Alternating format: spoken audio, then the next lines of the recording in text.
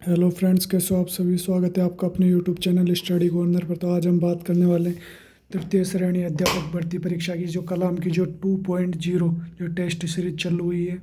तो उसका जो फर्स्ट टेस्ट हुआ था 28 तारीख को, तो उसके जो क्वेश्चन है उसके ऊपर डिस्कस करने वाले हैं। ठीक है, तो इसके जो क्वेश्चन है वो देखेंगे। इससे पहले जो फर्स्ट टेस्ट सीरीज चल रही थी उसकी अलग से प्ले लिस्ट बनाई हुई है यूट्यूब पर अपने, तो उसके सारे वीडियो डले हुए हैं। ठीक है, इसकी अलग से प्ले लिस्ट बना देंगे अपन 2.0 की। और इसका जो पेपर है वो अपने टेलीग्राम जो चैनल है स्टडी कॉर्नर 045 उस पर अपलोड कर दिया गया है। ठीक है, तो वहाँ से इसका पेपर डाउनलोड कर लेना। ठीक है, वो साथ में जो बुकलेट थी वो भी डाल दी गई है। ठीक है, तो हम स्टार्ट करते हैं अपना वीडियो।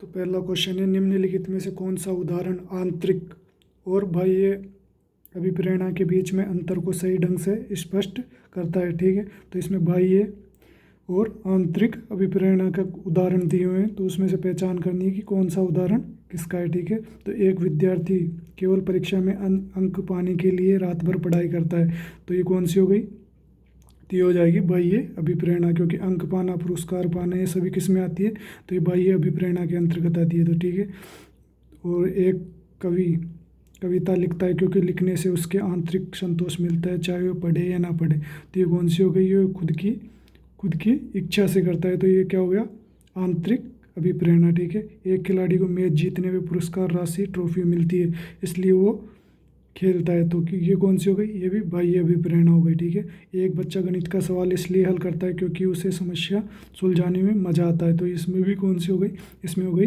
आंतरिक अभिप्रेरणा। तो ए और सी हो गई इसमें आंतरिक अभिप्रेरणा। ठीक है, और जो बी और डी है इसमें हो गई बाह्य अभिप्रेरणा। तो ऑप्शन नंबर जो इसमें है ए, इसका करेक्ट आंसर हो जाएगा। ठीक है, ए और सी बाह्य अभिप्रेरणा के उदाहरण है और बी डी आंतरिक अभिप्रेरणा के। ठीक है, उसके बाद में क्वेश्चन नंबर 2 है, निम्नलिखित में से कौन सी जैविक और मनोसामाजिक सही पहचान करनी है। ठीक है, इसमें कुछ जैविक कारक दिए हुए हैं और कुछ मनोसामाजिक कारक के उदाहरण दिए हुए हैं, तो पहचान करनी है कौन किसका उदाहरण है। ठीक है, एक व्यक्ति लंबे समय तक भूखा रहने के बाद खाना तलाशता है, तो ये कौन सी हो गई, जैविक क्रिया। खाना, प्यास, भूख, नींद, ये किसके अंतर्गत आते हैं, ये सभी जैविक कारक के अंतर्गत आते हैं। ठीक है, तो ये जैविक कारक का उदाहरण हो गया। एक विद्यार्थी क्लास में सबसे आगे बैठना चाहता है ताकि उसे शिक्षक की प्रशंसा मिले, तो ये कौन सा हो गया, मनोसामाजिक कारण हो गया। ठीक है, कोई व्यक्ति प्यास बुझाने के लिए पानी पीता है, तो ये कौन सा कारक हो गया, तो ये हो गया जैविक कारक। ठीक है, कोई किशोर अपने मित्र समूह में कूल दिखने के लिए महंगे जूते पहनता है, तो ये भी मनोसामाजिक कारक हो गया। ठीक है, तो ए और सी इसमें हो गया जैविक कारक और बी और डी इसमें हो गया मनोसामाजिक कारक। ठीक है, तो ऑप्शन नंबर ए है इसमें करेक्ट आंसर हो जाएगा। ठीक है, नेक्स्ट क्वेश्चन नंबर 3, कथन और कारण का है। ठीक है, तो इसमें कथन ए है, मैस्लो के अनुसार मनुष्य की आवश्यकताएं एक निश्चित अनुक्रम में होती है और जब तक निचले आवश्यकता पूरी नहीं हो, ऊपरी आवश्यकता सक्रिय नहीं होती। ठीक है, तो ये कथन इसमें सही है। ठीक है, तो मैस्लो का मानना था कि आवश्यकता श्रृंखला पूर्णतः कठोर और कभी भी एक स्तर दूसरे स्तर तक सक्रिय नहीं हो सकता, तो ये इसमें कारण गलत हो जाएगा। ठीक है, तो इसमें ए सही है और आर जो इसका कारण है वो गलत हो जाएगा। ठीक है, तो ऑप्शन नंबर जो सी है इसमें ए सही है लेकिन आर गलत है। ठीक है, तो इसका करेक्ट आंसर हो जाएगा। ठीक है, उसके बाद में क्वेश्चन नंबर है 4, अभिप्रेरणा के स्वरूप निम्न में से कौन सी विशेषता नहीं है, तो ये आंतरिक अवस्था होती है, बिल्कुल सही है। इसमें ये काल्पनिक होती है, ये भी सही है। इससे व्यक्ति में कुछ क्रियाएं उत्पन्न होती है, तो ये भी सही है। ये एक अनुमानित प्रक्रिया नहीं है, तो ये ऑप्शन इसमें गलत हो जाएगा। ठीक है, तो ऑप्शन नंबर 4 इसका करेक्ट आंसर हो जाएगा। ठीक है, उसके बाद में क्वेश्चन नंबर 5, अब अभिप्रेरणा कार्य को प्रारंभ करने, जारी रखने व नियमित करने की प्रक्रिया या परिभाषा किसने दी है, तो किसने दी थी है, गुड ने। तो ऑप्शन नंबर जो 3 है इसका करेक्ट आंसर हो जाएगा। ठीक है, उसके बाद में क्वेश्चन नंबर 6, निम्नलिखित में से सही विकल्प का चयन करना है। ठीक है, तो अभिप्रेरणा के 3 तत्व हैं, तो कौन कौन से थे अभिप्रेरणा के 3 तत्व, आवश्यकता, अंतर्निहित और उद्दीपक। तो ऑप्शन नंबर जो ए है इसमें इसका करेक्ट आंसर हो जाएगा। ठीक है, उसके बाद में नेक्स्ट क्वेश्चन नंबर 7, व्यक्ति द्वारा धनात्मक मूल्यांकन प्राप्त करने की आकांक्षा को निम्न में से कौन सा अर्जित अभिप्रेरक कहा जाएगा, तो कौन सा कहा जाएगा, अनुमोदन अभिप्रेरक, ठीक है। तो ऑप्शन नंबर 3 इसमें करेक्ट हो जाएगा, ठीक है। उसके बाद में क्वेश्चन नंबर 8, शिक्षा मनोविज्ञान के क्षेत्र के संदर्भ में निम्नलिखित में से कौन सा कथन सर्वाधिक उपयुक्त है?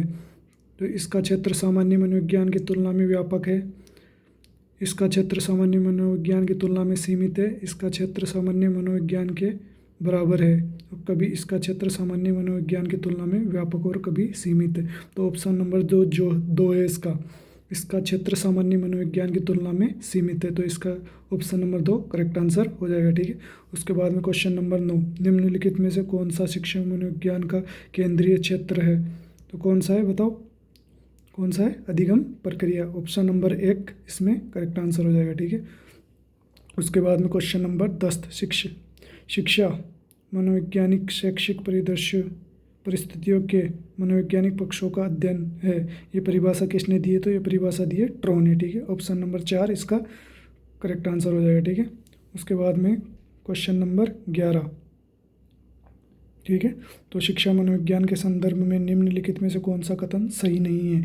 तो ये मनोवैज्ञानिक विधियों का प्रयोग करता है, ये शिक्षक अधिगमकर्ता एवं शिक्षण प्रक्रिया से संबंधित है, ये विविध अधिगमकर्ता के लिए उपयुक्त नहीं है, ये उपयुक्त शिक्षण विधियों के चयन में उपयोगी है। तो ऑप्शन नंबर जो 3 है इसमें, ये विविध अधिगमकर्ताओं के लिए उपयुक्त नहीं है, तो ऑप्शन नंबर इस गलत हो जाएगा, ठीक है, 2, क्योंकि ये उपयुक्त है, ठीक है। तो ऑप्शन नंबर 3 इसमें करेक्ट हो जाएगा। उसके बाद में क्वेश्चन नंबर 12, मनोविज्ञान के विकास के चरण का क्रम बताना है कि, ठीक है। तो इसके बाद में है सबसे पहले किसका, कौन सी मनोविज्ञान का विकास हुआ था? तो वो हुआ था आत्मा की विज्ञान, ठीक है। आत्मा, फिर मन, फिर चेतना का, फिर व्यवहार का। तो ऑप्शन नंबर 2 है इसमें इसका करेक्ट आंसर हो जाएगा, ठीक है। उसके बाद में क्वेश्चन नंबर 13, ठीक है। तो शिक्षा मनोविज्ञान के क्षेत्र में क्रो द्वारा प्रदत्त परिभाषा में मनोविज्ञान का संबंध किससे था? तो किससे था? कैसे से। ऑप्शन नंबर 2 इसमें करेक्ट हो जाएगा, ठीक है। उसके बाद में क्वेश्चन नंबर 14, निम्नलिखित में से असुमेलित युग्म है? तो क्रोध का संबंध किससे था? युत्सा से, ठीक है। बे का प्लायन से, तो आमोद का किससे था? प्रनोद से, ठीक है। तो ये ऑप्शन नंबर इसमें 3 गलत हो जाएगा, ठीक है। और 4 करुणा का शरणागत से, ठीक है। तो ये ऑप्शन नंबर 3 इसमें गलत हो जाएगा, ठीक है। उसके बाद में क्वेश्चन नंबर 15, केंद्रीय प्रेरक स्थिति का संबंध अभिप्रेरणा के किस सिद्धांत से है? तो किससे? तो हो जाएगा शरीर क्रिया सिद्धांत से, ऑप्शन नंबर 1 इसमें करेक्ट हो जाएगा, ठीक है। उसके बाद में क्वेश्चन नंबर 16, निम्न में से किस भाषा वैज्ञानिक ने राजस्थानी भाषा की उत्पत्ति नागरी अपभ्रंश से मानी है? तो किसने मानी है? जॉर्ज अब्राहम ग्रियर्सन ने, ठीक है। तो ऑप्शन नंबर 2 इसमें करेक्ट हो जाएगा, ठीक है। उसके बाद में क्वेश्चन नंबर 16, ठीक है। निम्न में से डाटी एवं देवड़वाटी किसकी उपबोलियाँ हैं? तो किसकी है? मारवाड़ी की उपबोली है, ठीक है। ऑप्शन नंबर 2 इसमें करेक्ट हो जाएगा, ठीक है। उसके बाद में क्वेश्चन नंबर 18, निम्न में से क्षेत्र व बोली का कौन सा युग्म सही सुमेलित नहीं है? तो मालवी बोली कहाँ बोली जाती है? झालावाड़ में, ठीक है, ये बिल्कुल सही है। दावड़ी का संबंध कहाँ से? उदयपुर से, ये भी इसमें सही है। अहिरवाटी का संबंध कहाँ से? बेरोड कोटपुतली से, तो ये भी इसमें सही है, ठीक है। तो नागरचौल का संबंध करौली से नहीं है, नागरचौल का संबंध है टोंक और सवाई माधोपुर से, ठीक है। तो ऑप्शन नंबर 2 है इसमें इसका करेक्ट आंसर हो जाएगा, ठीक है। उसके बाद में नेक्स्ट क्वेश्चन नंबर 19, निम्न में से कौन सी एक विशेषता राजस्थानी भाषा की डिंगल शैली की नहीं है? ठीक है, तो इसमें डिंगल शैली की विशेषता नहीं है, वो पहचाननी है, ठीक है। तो इसका विकास शौरसेनी अपभ्रंश से हुआ है। ये एक वीर रचनात्मक शैली है। ये पश्चिमी राजस्थान की एक काव्य शैली रही है।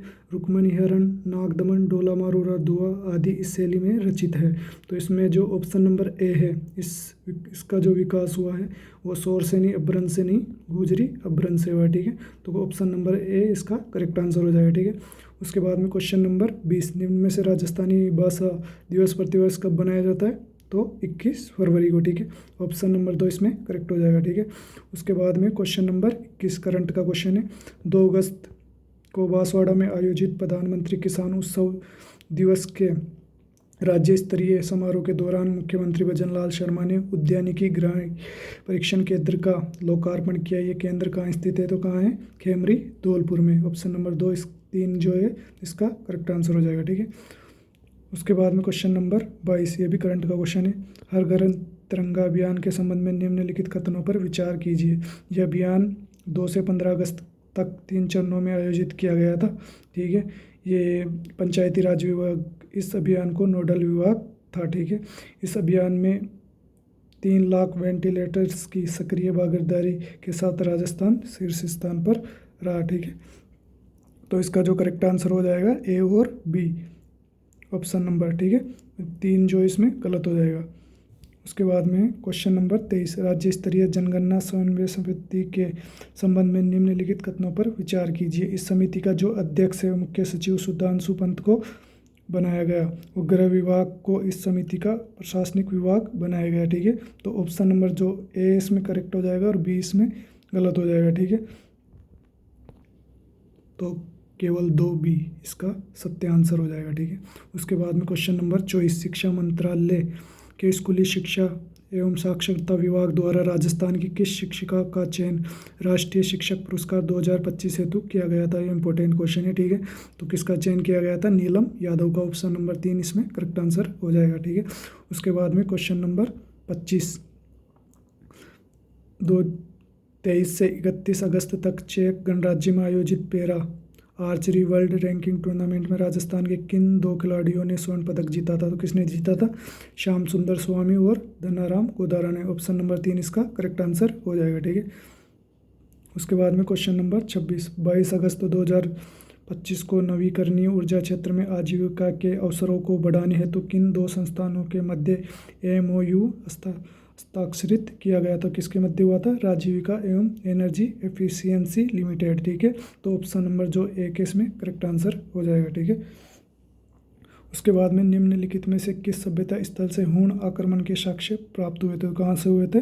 बेराट सभ्यता से। ऑप्शन नंबर 4 जो है इसका करेक्ट आंसर हो जाएगा। ठीक है, उसके बाद में किस अभिलेख में सोमेश्वर चौहान को प्रताप कलेश्वर की उपाधि प्रदान की गई थी? तो किसमें की गई थी? बिजोलिया अभिलेख में। ठीक है, ऑप्शन नंबर जो 3 इसका करेक्ट आंसर हो जाएगा। ठीक है, उसके बाद में नेक्स्ट क्वेश्चन नंबर 29, रणथंभर के चौहान वंश का संस्थापक कौन था? तो कौन था? गोविंदराज। ठीक है, 1194 ईस्वी में गोविंदराज ने रणथंभर में चौहान वंश की स्थापना की थी। ऑप्शन नंबर 1 इसमें करेक्ट आंसर हो जाएगा। ठीक है, उसके बाद में क्वेश्चन नंबर 30, किस जाट शासक ने 1766 ईस्वी में होलकर को पराजित कर धौलपुर पर अधिकार किया था? तो किसने किया था? जवाहर सिंह ने। ठीक है, तो ऑप्शन नंबर जो 4 इसका करेक्ट आंसर हो जाएगा। ठीक है, उसके बाद में क्वेश्चन नंबर 31, राजपूतों की उत्पत्ति के संबंधित मत में सही सुमेलित नहीं है, तो वैदिक आर्यों की संतान किसने बताया था? CV वेद ने बताया था। ठीक है, उसके बाद में सीथियन की संतान किसने बताया था?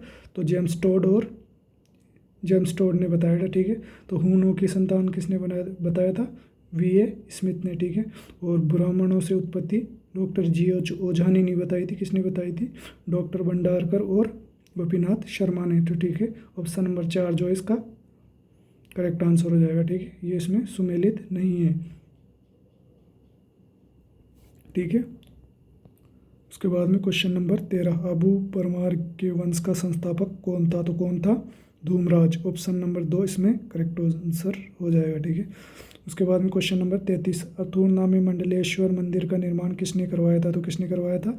चामुंडा रायू ने। ठीक है, तो ऑप्शन नंबर जो 2 इसमें करेक्ट आंसर हो जाएगा।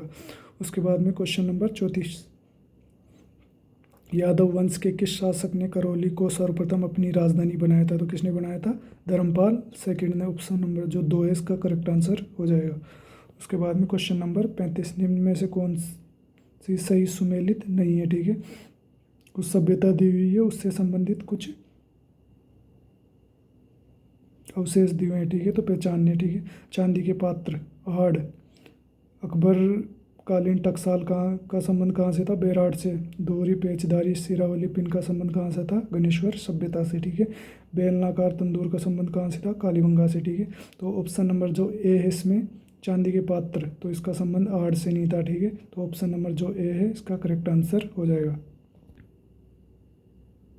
उसके बाद में क्वेश्चन नंबर 36 निम्नलिखित जाट राजवंश के शासकों को कालक्रम के अनुसार व्यवस्थित करिए, ठीक है। तो सबसे पहले गोखला जाट, उसके बाद राजाराम, उसके बाद चूड़ामन और सबसे अंत में सूरजमल। तो इसका जो करेक्ट आंसर हो जाएगा BCAD, ऑप्शन नंबर ए इसमें करेक्ट आंसर हो जाएगा, ठीक है। उसके बाद में क्वेश्चन नंबर 37 निम्नलिखित सभ्यताएं और उनसे संबंधित जो खोज करता है तो सही सुमेलित कौन सा नहीं है वो इसमें पहचानना है, ठीक है। तो कालीबंगा का उत्खनन किसने किया था, खोज किसने की थी, कमलानंद घोष ने की थी, ठीक है। आहड़ सभ्यता की खोज किसने की थी, ऐसे आहड़ और ऐसे अक्षय कीर्ति व्यास ने की थी, ठीक है। गणेश्वर सभ्यता, तो इसकी खोज किसने की थी, रतन चंद्र अग्रवाल ने की थी, ठीक है। तो बालातल की किसने की थी, तो इसमें दे रखा है बीबी लाल, तो ठीक है। बीबी लाल का जो संबंध था वो था कालीबंगा सभ्यता से, ठीक है। तो इसका बालातल का जो खोज करता था वो कौन था, VN मिश्र, ठीक है। 1993 में खोज की थी। तो ऑप्शन नंबर जो 4 इसका करेक्ट आंसर हो जाएगा, ठीक है। ये उसमें सुमेलित नहीं है। उसके बाद में क्वेश्चन नंबर 38 निम्नलिखित में से कौन से साक्ष्य कालीबंगा के उत्खनन से प्राप्त नहीं हुए थे, ठीक है। तो वहाँ से बेलनाकार मोहरें भी प्राप्त हुई थी, ठीक है। लाल रंग के जो मिट्टी के बर्तन थे वो भी वहाँ से प्राप्त हुए थे, और भुक्कम के जो प्राचीनतम जो साक्ष्य थे वो भी वहाँ से मिलते हैं, ठीक है। और मातृशक्ति की मूर्ति तो ये इसमें नहीं मिली थी। तो ABC ऑप्शन नंबर जो 3 है इसका करेक्ट आंसर हो जाएगा, ठीक है। उसके बाद में क्वेश्चन नंबर 39 आहड़ संस्कृति के वे उत्खनन स्थल जो राजसमंद जिले में स्थित है, ठीक है। तो राजसमंद से संबंध कौन सी उत्खनन स्थल से है, तो वो इसमें पहचानना है, ठीक है। को गिलुंड, तो वो भी राजसमंद के अंतर्गत आती है, और पचमाता, तो इन दोनों का A और E का जो संबंध है वो राजसमंद से, ठीक है। बालातल का संबंध कहाँ से था, उदयपुर से, और ओजियाना का संबंध कहाँ से था, तो भीलवाड़ा से, ठीक है। तो इसका जो करेक्ट आंसर हो जाएगा A और E, ऑप्शन नंबर जो 4 है इसका करेक्ट आंसर हो जाएगा। उसके बाद में क्वेश्चन नंबर 40 आहड़ सभ्यता से संबंधित तथ्यों पर विचार कीजिए और असंगत का विकल्प का चयन कीजिए। तो आहड़ में उत्खनित चतुर्थ स्तर से चांदी की 2 कुल्हाड़ियाँ प्राप्त हुई थी, ठीक है। तो ऑप्शन नंबर 2 ए इसमें करेक्ट आंसर हो जाएगा, ठीक है। आहड़ सिंधु सभ्यता का स्थल था, तो ये इसमें गलत हो जाएगा, ठीक है। तो सिंधु सभ्यता से जो संबंध था वो किसका था, वो था कालीबंगा सभ्यता का, ठीक है। आहड़ से संयुक्त परिवार प्रथा के अवशेष प्राप्त हुए थे, ठीक है, ये भी इसमें सही है। आहड़ से प्राप्त मर्तमांडों में उल्टी तपाई तकनीक का प्रयोग हुआ था, ठीक है। तो ये भी इसमें सही है। तो ऑप्शन नंबर 2 है इसमें करेक्ट आंसर हो जाएगा। उसके बाद में क्वेश्चन नंबर 41 बालाथल सभ्यता से प्राप्त अवशेष है, तो वहाँ से लोहा गलाने की भट्टियाँ मिली थी, ठीक है। बालाथल कहाँ पे है, उदयपुर में बेड़च नदी के किनारे, ठीक है। और इसका जो उत्खनन किया था वो किसने किया था, VN मिश्र ने 1993 में। तो यहाँ से लोहा गलाने की भट्टियाँ मिली थी, मिट्टी के सांड की आकृति भी मिली थी, यहाँ से हाथ से बुना हुआ कपड़े का टुकड़ा भी मिला था, ठीक है। और उत्तर गुप्तकालीन संकलिपि का जो लेख है यहाँ से प्राप्त नहीं हुआ था, ठीक है। तो इसमें गलत हो जाएगा। तो 1, 2 और 3 ऑप्शन नंबर जो 4 इसका करेक्ट आंसर हो जाएगा, ठीक है। उसके बाद में क्वेश्चन नंबर 42 बालाथल सभ्यता के संदर्भ में असत्य कौन सा है, इसमें पहचान करनी है। यहाँ से भारत में कुष्ठ रोग का सबसे पुरातनतम प्रमाण मिला है, ठीक है। तो इसमें सही है। यहाँ से अपरिष्कृत मृतभांड प्राप्त हुए हैं, ये भी इसमें सही है। और ये ताम्र पाषाणिक व लौह युगीन जो है सभ्यता स्थल है, ये भी इसमें सही है। यहाँ से महिषासुर मर्दिनी की पाषाण प्रतिमा प्राप्त हुई है, जो देवी का प्राचीनतम अंकन माना जाता है। तो ये इसका ऑप्शन नंबर 4 इसका गलत आंसर हो जाएगा, ठीक है। उसके बाद में क्वेश्चन नंबर 43 अलाउद्दीन खिलजी ने कान्हा और देव को हराकर जालौर दुर्ग पर अधिकार कब किया था 1311 ईस्वी में, ठीक है। और उसका नाम जीत कर क्या कर दिया था, जलालाबाद, ठीक है। तो ऑप्शन नंबर जो 3 है इसमें 1311 ईस्वी इसका करेक्ट आंसर हो जाएगा, ठीक है।